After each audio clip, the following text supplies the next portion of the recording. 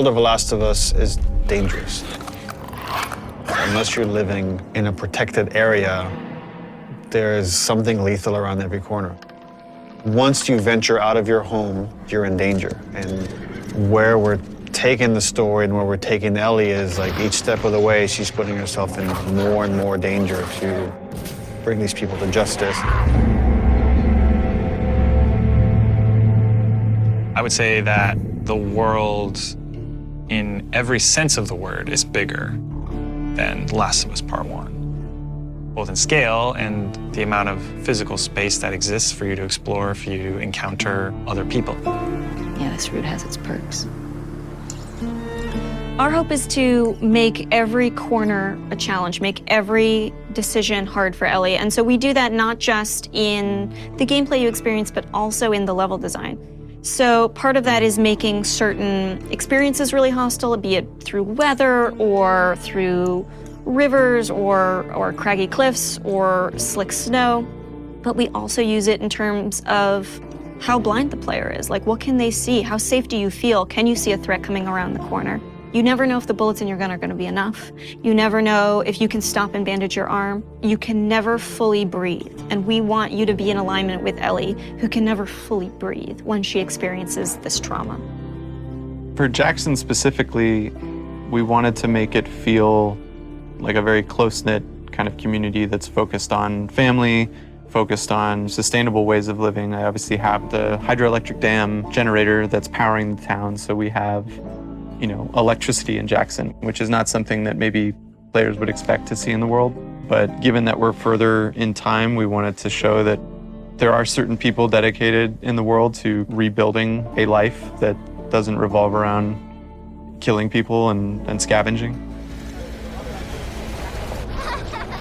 As you walk around the town, you can hear kids laughing. You could see people going into restaurants and eating, and it's a very kind of tranquil town. Now, we know there's all these horrible things happening outside the walls, but they've been able to protect the innocence of this town. Jackson, in many ways, represents what is at stake for our characters, a life of peace and relative comfort, a life where you can fall in love, a place where children can play and it's okay. And I think, you know, when we were looking at building out Jackson, it's like, okay, how many of those moments can we represent? What's awesome about the world of The Last of Us is it shows just how precious the things that we take for granted in our everyday lives, how precious those things really are.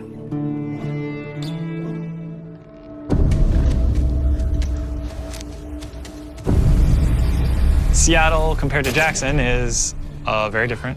It's more of a war zone, I would say.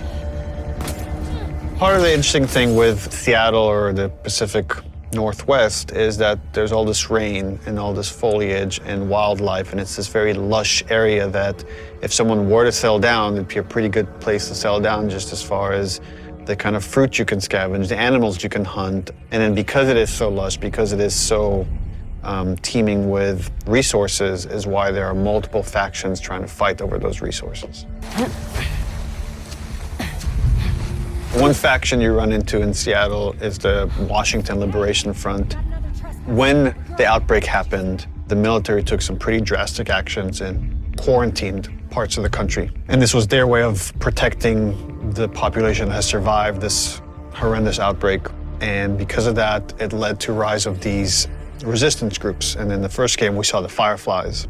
And we heard about other groups, and in this game, we get to see, here's another group that rose called the Washington Liberation Front that was able to defeat the army and thereby take over a lot of their equipment. And they're this very militaristic faction.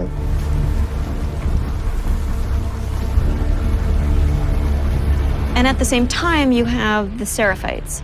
And they're a religious group that also came up out of the outbreak that believed that the pandemic came because of sin. They're trying to reset the world and return it to a better place than it was. In The Last of Us, almost any group that has survived this long has to be dangerous.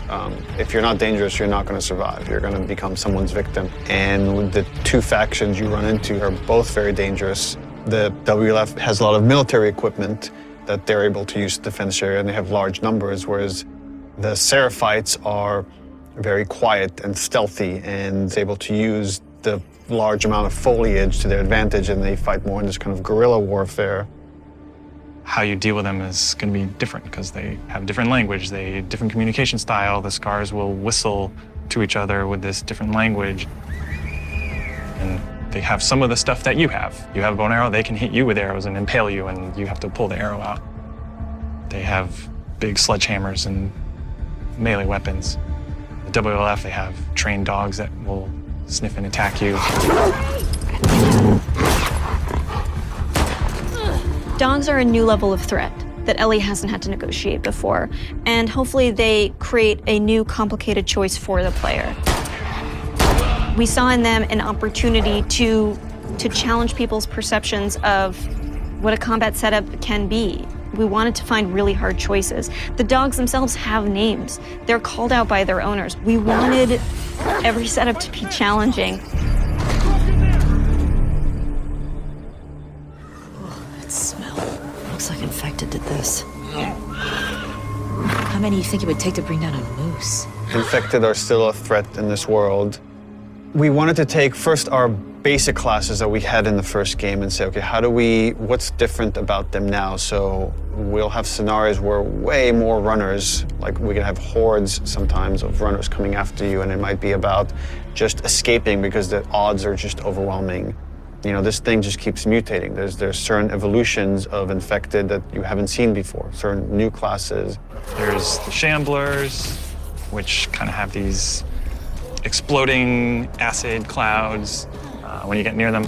You're running down a hallway and you have to suddenly make a decision like, oh, do I want to take the damage and go through this cloud, or find some other route, or go back the way I came? And it kind of forces you to, on the fly, kind of make new decisions about how you're going to deal with the threat behind you or potentially in front of you. So again, it's about how do we make fighting against infected intelligent. So when you come on a space, you're listening to audio cues because different classes will make different sounds. If you just go in guns blazing and throw caution in the wind, you could easily get overwhelmed and regret that strategy. That level of uncertainty and instability is something our characters have to carry with them every day as they go out into the world to protect the people they love most. And that threat is banging on their door every day. I really hope you make it.